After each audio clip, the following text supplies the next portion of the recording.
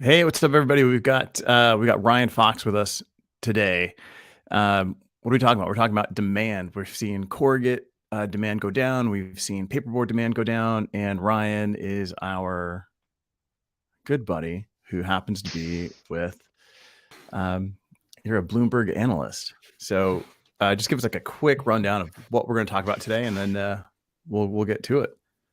Well, yeah. So corrugated packaging is widely thought of. Maybe Corey knows this or not, but many people think that corrugated packaging is a leading indicator of the economy.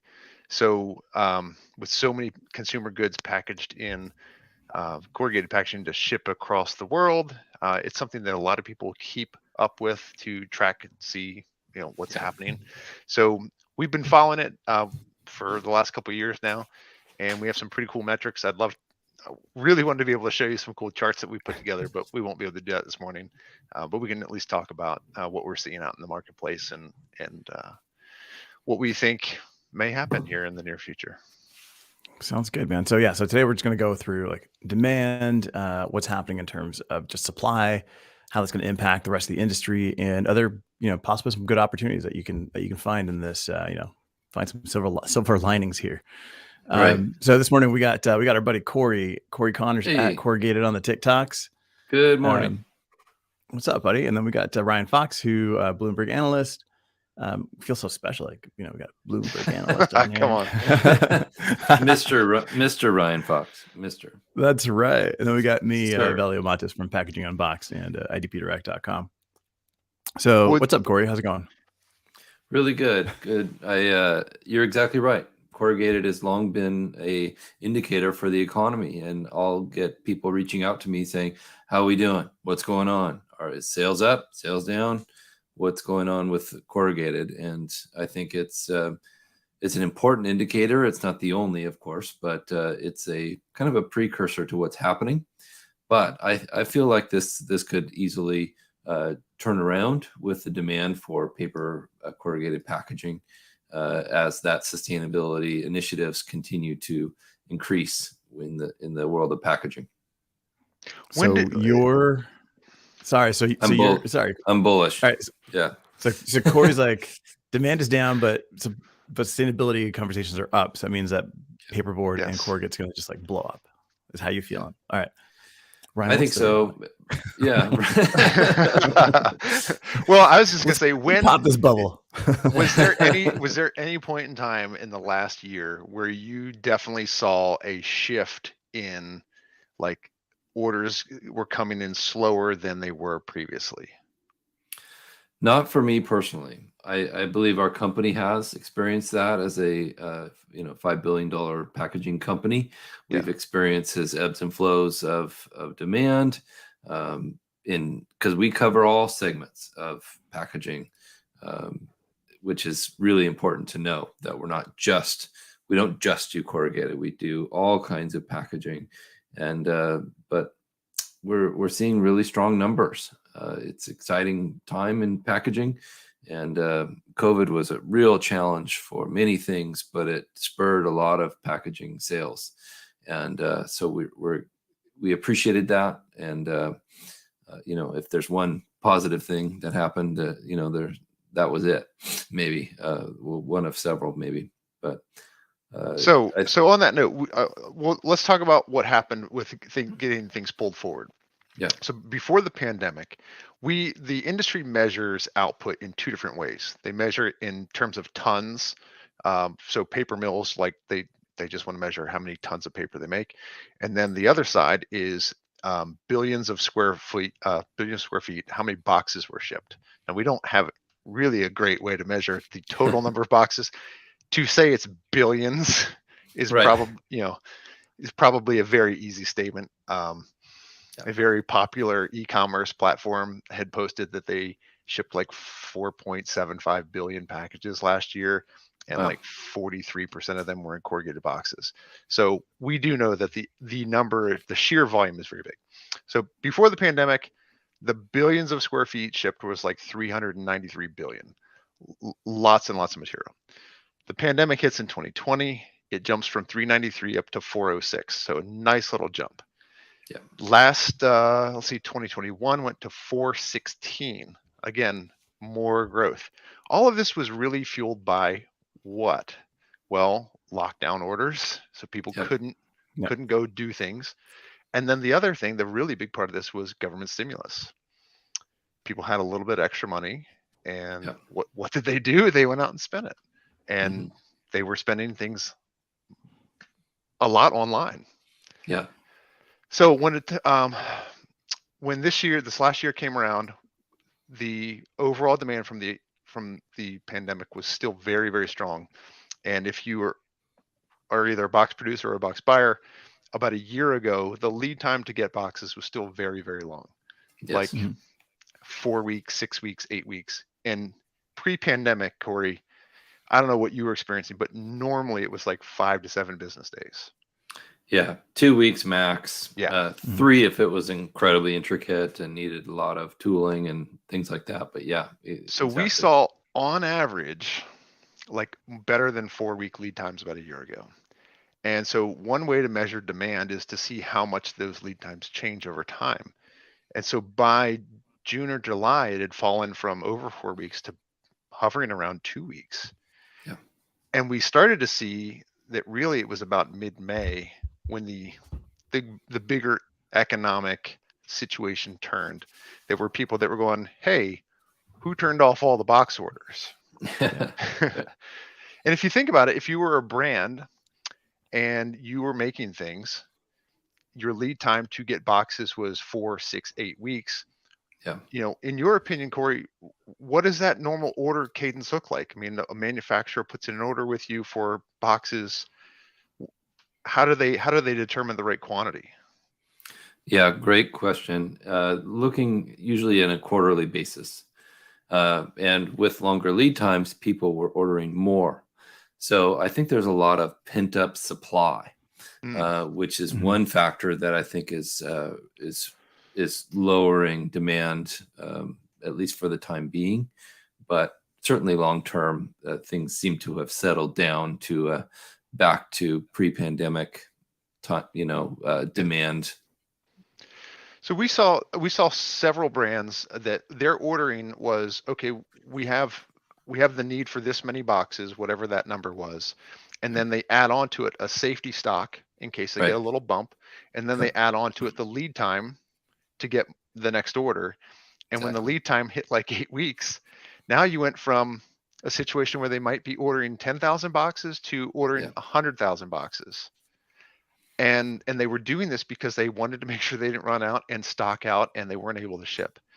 Well, at some point in time, mid-year, that all came to a really interesting head where they put in these big orders to cover the long lead times, but then their orders stopped. And now they're sitting on 100,000 boxes, but they don't have the demand. A year's worth of inventory, basically. They might have a year's worth of inventory. Correct. Yeah. And it was a really fascinating time because there were producers out there that were faced with, if you don't get me boxes soon, we're going to miss shipments. If they were a food manufacturer, the food spoils. It doesn't end up on shelves. Wait, I think we saw things like that. People were saying, oh, there's supply chain problems, the shelves are empty. These were some of the things that were going on. Well, so we saw in the first half of last year that overall box demand was still pretty good. Largely. The second half of the year is when we really felt that the economy was turning and shipments started declining. We saw it in some of our metrics.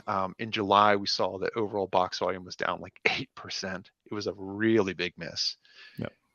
And then, really wasn't too bad through most of the year. December was really bad. November and December were really bad. November was down about 7.5%. December was down almost 12%.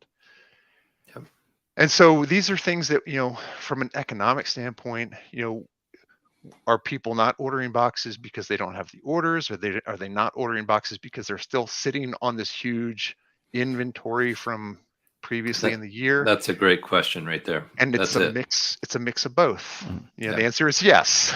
Yeah, exactly. And for companies like ours, Landsberg Aurora, where we're inventorying the product for our customers and delivering just in time, we see that increase in supply in our warehouses. So we're all feeling that. So No. So real quick, two questions. One, Yeah. Cory, are you the bank in this instance where you're paying up front for this product and then you're invoicing as it ships out? So then that puts you in a position of you're almost upside down, right? There's been a lot of conversations of, hey, we can hold this for a little bit longer for you, but we're going to need to ask you to pay for these supplies that you urgently needed 6 months ago. And I think that's across the industry. Very 100%. Tough, but understandable. And especially for someone who's maybe importing. So then you've got another 3 months added to the process, or possibly 5, which makes it even more confusing and difficult. And, as that demand changes, we have to plan ahead. And we're asking constantly for forecasts, but those forecasts are constantly changing.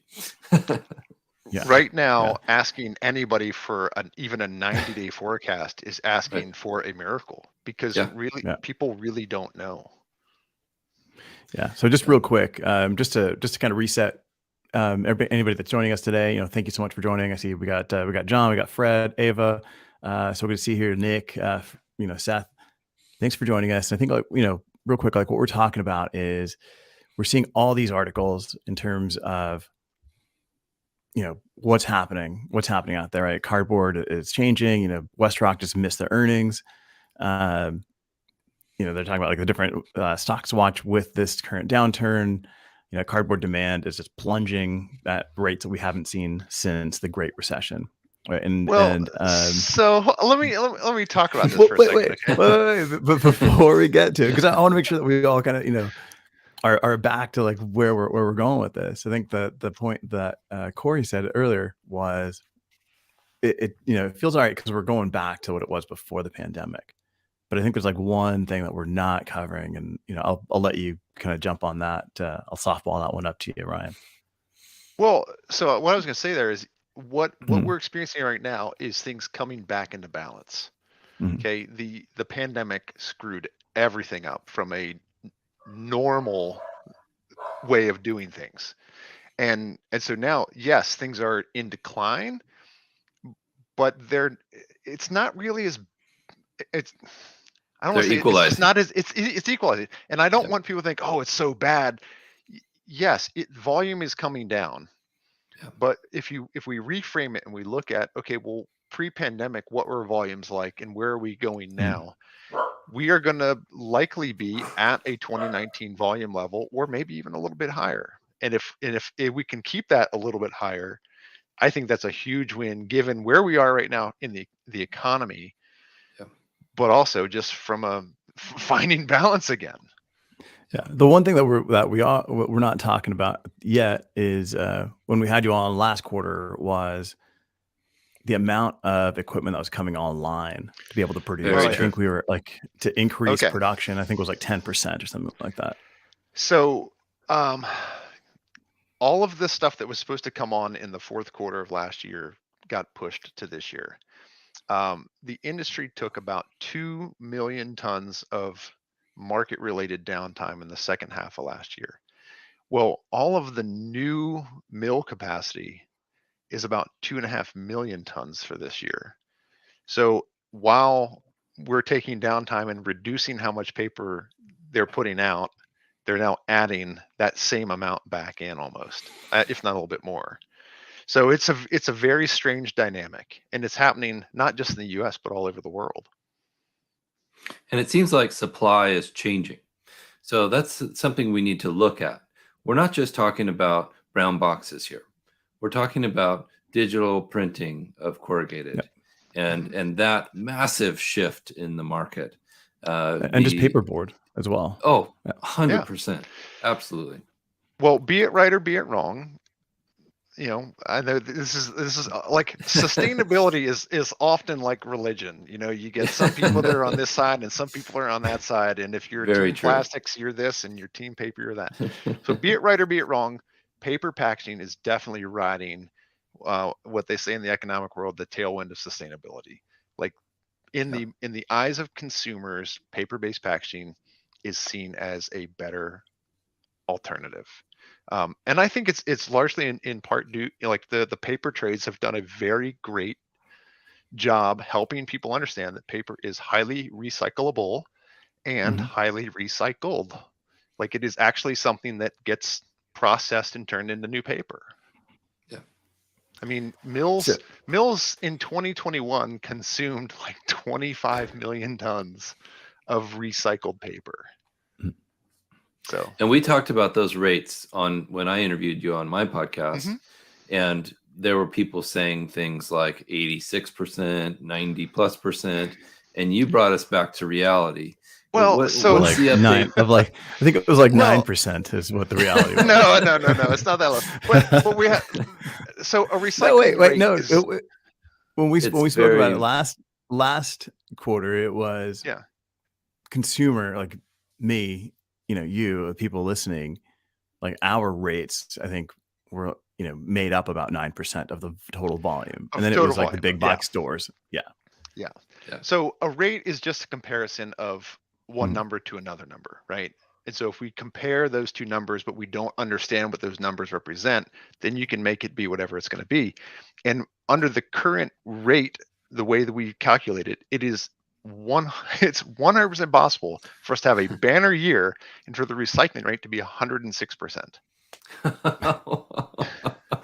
And people go, wait, 106% of boxes get recycled? Well, see, this is where we misunderstand that what that rate means. And really, there's a difference between what a recycling rate is for, economic purposes and what percentage of boxes are actually being recycled. That these are two different things. So yes, I don't know what the new one for 2022 is. It could be. I mean, it could be anything. Square footage, 400 billion square feet. It came down quite a bit from 2021. It was let's see, down about 3.9% year over year reduction in footage. And I think the important question here is, how many BMCs have you collected, Ryan? It's a lot. and it's really funny because there are so many people I know from LinkedIn, and people reach out to me through there, and if I'm out and about, I will shoot them a picture of a box from their plant.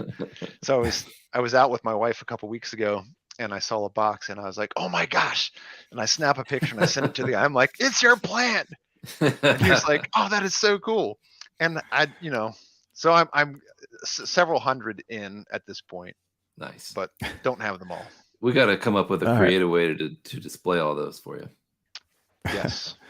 All right. So box demand is down. Paperboard, cardboard demand is down. Paperboard demand is down. So what happens next, right? Possible production capacity is up. It's impossible because if they don't turn the machines on, then it's not possible, right? But the potential is there. Well, what do you know about what do you know about paper machine, like paper mills, and how they typically work? Do you guys have? Not enough, for sure. Yeah. So broadly speaking, they don't like to turn them off. Right. Imagine that. It costs a lot of money. Yeah, for sure. And so when you can't have a shipment domestically in the U.S., your next feasible option is to export it. And those are in decline as well because globally, more and more people have added capacity. And so now everybody's fighting over the same business. The next option would be to change production from one paper commodity to another paper commodity. People are trying to get creative on how to keep their mills running and keep making products. So basically making something that's not paperboard or corrugate with the machines that they have. In some cases, they can do that. So in some cases, you could swing the production from container board into craft like the bag material, like if you're buying Mhm. a paper bag, or you can make what they call fluff pulp or Mhm. market pulp, or there are a number of different options, um, but they're not all very good options at the moment. Like the globally there is just a Yeah. global oversupply. And what do you Dude, know that's about crazy. basic Well, economics? You know, it's crazy because all of a sudden, now that you say it, I've seen a ton of this like fluff pulp coming online as the new product, you know? Right. I'm like, I've never seen this before, but now I'm seeing it from like Void fill 10 different yeah. companies. It's like, okay, well now that makes sense, right? It's like they're looking for a way to keep production going and deliver more products. Mhm. So let's see. Carrie comes in with, can you discuss changes in brand buying behaviors because of this contracting environment? What do you think, I think Cory? they're tentative, Carrie. I think they're nervous. They don't want to Mhm. put a bunch of cash into their supply, but they still want to hold their place as top priority for a packaging company. So it's an interesting dilemma or dynamic that's building, and I think we're going to see a lot of people that are sitting on a lot of inventory for maybe Yeah. another Next year. year or more. Yeah. Yeah. Yeah. Yeah. So that's how And I then see it changing as well. Is, you know, at this point, it's not necessarily that things are changing. It's that people have overbought Yeah. and consumers aren't purchasing. So you don't have a choice but to slow down your purchasing. so from a buyer habit, you have several different potential outcomes. One, do you get back and order what you normally did before this thing's got out of whack? Yeah. That's certainly an option because you know what that unit cost was and you feel good about that unit Mhm. cost. Or do you say, well, there's some uncertainty here. I'm going to rein in that purchase volume, that inventory, and we're going to choose to buy a smaller volume in the meantime because we don't know what's going to happen. We don't want to tie up a ton of money in corrugated box inventory if we don't know what's coming. Right. So do you go from buying 10,000 boxes down to 500 boxes because you just don't know? Yeah. These are decisions that people have to make, and they have to make them for their own company. And we have definitely seen historically that people tend to buy smaller Right. and Mhm. make that decision. You know, they'll Even absorbing that cost delta because it's right. it's Right. it's going to be a little bit more expensive. Right. Right. It might be a little bit more expensive, but in the grand scheme of things, now you're not inventorying something for a year Yeah. How in the much face does of your uncertain space demand. cost? Right. Right. Yeah. Correct. And Yeah. now, like with the interest rates going up and up and up, all of these things have a much higher cost of capital than they ever did. Yeah.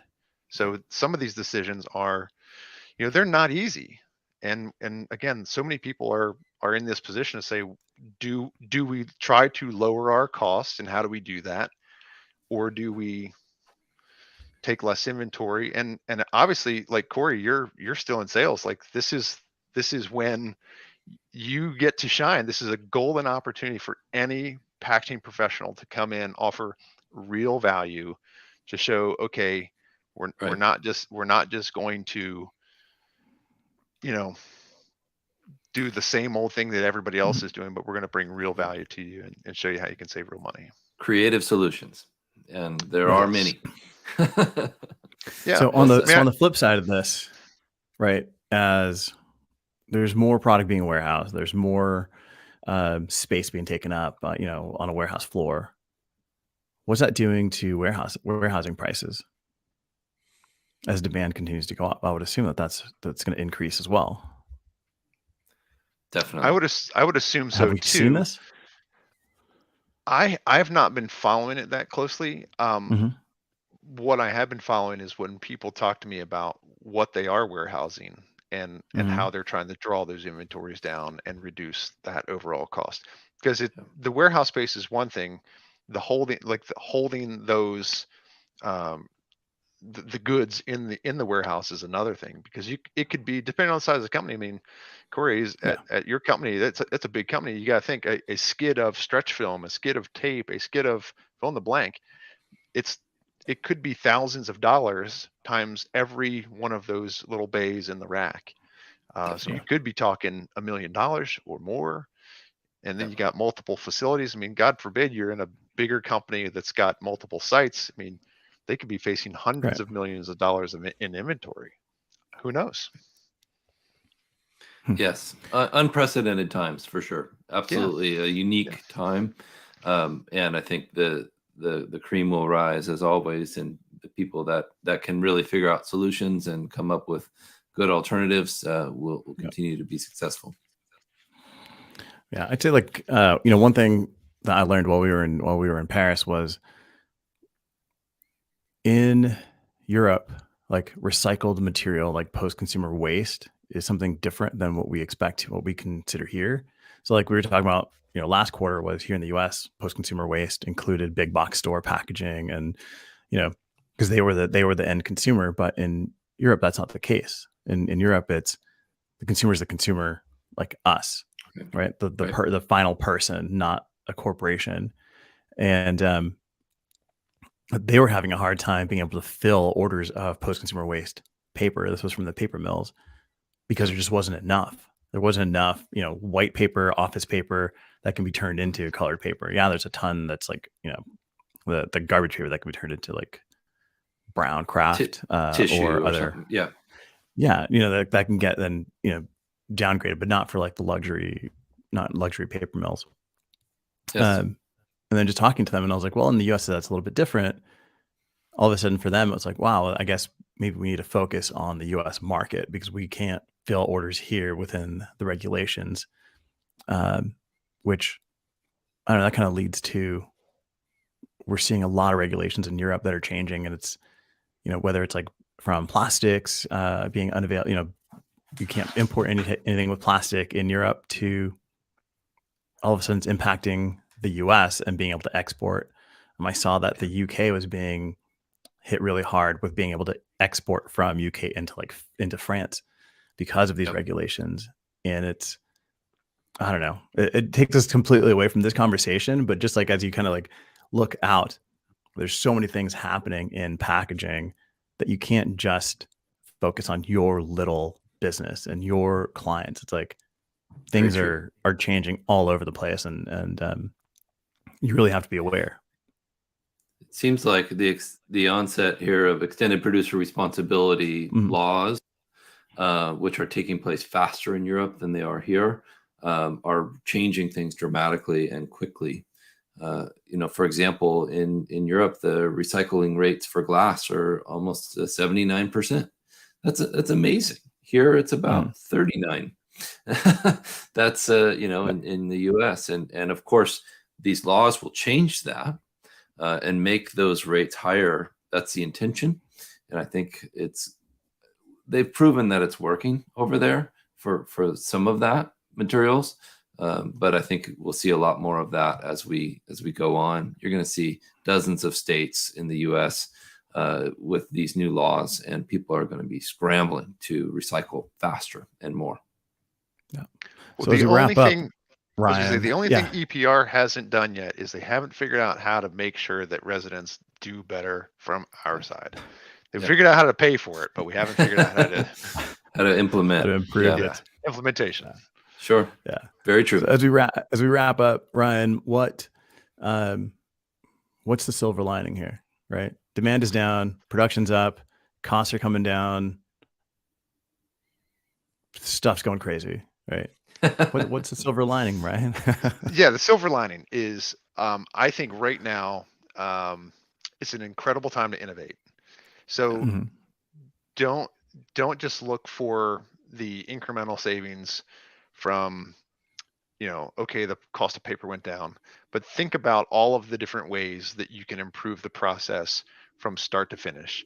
I was talking with a brand last week and just going over the difference between a C flute to B flute and the advantage in how you fill a truck and the fewer touches and the simple things like that, and the buyer's like, wow, okay. Right. And so then depending on the size of the box and all of those little things, if it's C flute now, can you go to B flute? If B flute works, could you go to D flute? If Yeah. D works, can you go to E? Like, Yeah. Right. and there are so many things, because if, let's just say you're buying a truckload of boxes and it's 25,000 boxes per truckload, and you switch it from C to B, well, now you went from 25,000 a truckload to 35,000 a truckload or something like that. Yes. Well, the 35,000 price might be better than the 25,000 price. Yeah. And Amazing innovations. and so Yeah. then you got the incremental savings, because it's fewer trucks. So if it was one truckload a week at 25,000 and you went to 35,000, now it's one truckload every other, or every 10 days or every 11 days or whatever it is. So it's at the end of the year, how many fewer trucks did you receive? Yeah, like 20% less. Yeah. Well, Massive change, massive yeah, savings. yeah. Forklift driver time, natural Yeah. gas, the propane and the forklifts, and it cascades down Yeah. through the entire value chain. One truckload of corrugated slip sheets, which are commonly put on the bottom of a pallet, 48 by 40, is equal to 2 pallets of chipboard slip sheets. And those chipboard slip sheets can do the job even better. So fascinating changes. Imagine that savings of space and money. Yeah. Yeah. So you heard it here first, guys, is at corrugated, so don't buy corrugated slip sheets. I never said it. I never said that. You didn't say that. I would never say that. No. But look at your options. And work with your reps and your vendors and their vendors to figure out new ideas and concepts. No, that's great, man. I think you said it right, Ryan. It's things aren't looking great, but that's the best time to innovate, right? And innovation isn't trying to rethink the entire system. It's just looking at what you're really delivering and how to maximize this. Prices are coming down. They don't have a choice but to come down. Just get smart and take a look on it to make set 2023 up to make 2024 an even better year in the industry. Yes. So well said. Really appreciate you coming on here and sharing this information. As if anybody's interested in learning more, they can find you on LinkedIn. They can also sign up to your to the Bloomberg program. What's that one? Can you give us the URL on that? I'll have to drop it in the comments. Oh man, come on. Thanks, Ryan. I appreciate it. My pleasure, guys. Dude, it's awesome. And we'd love to, we're excited to have you on quarterly just as things change in the industry, because I think we learned so much from these episodes with you, man. So Ryan, I really appreciate you being on here. My pleasure. And at some point I'd like to fire back and go, okay, Evelio, like as a designer, how are you designing in light of this new kind of changing economy? How are you approaching design and design for innovation and design for sustainability? How are you approaching design in this context? And maybe we can do that another time. All right. Well, I mean, I'll give you the quick one off, man, in terms of what we're doing for creative. At the moment, everybody's over inventoried. So how can we utilize the packaging that they have in other areas, right? Where maybe product, some of the packaging isn't meant for product packaging. Can we develop, low cost inserts that can then be, repurpose that packaging for product? Are there other ways that we can use this packaging, whether in display, in just other areas of retail, to be able to move some of this product, but not just move it off the shelf for the sake of moving it, but it's like, okay, can what we have replace something that we typically buy in another area of the business? So a lot of it's like, what can we do with what we have at the moment versus coming up with something new, right? It's getting that pull through is the big push from a creative standpoint. And again, it goes back to like those innovative solutions. So I think that's kind of changing. I think, at the moment it's like, how do we get rid of everything we have in a smart, effective way, versus creating more, which, if you're on the pack, as a manufacturer, that doesn't sound great, because it's like, well, I'm not making the bigger product, but it's like, okay, well, at least I can get rid of, I can make some of the smaller things that will help move the bigger product and get us back into the cycle faster. So those are the big changes, man. Thanks for asking. I appreciate it. So anybody, thank you so much for everybody out there. Thanks so much for joining us. Any questions, throw them in the comments. We'll be checking and answering. Right. Really appreciate all these conversations we have. Cory, Yeah, my pleasure. see you, buddy. We'll see you in See ya. Anaheim. Westpac Wednesday. That's right, this week. Thursday. See you all down Sounds at good. Westpac in Anaheim, California. See ya. Thanks for All right, having me, sounds guys. good, guys. Thanks. What's going on?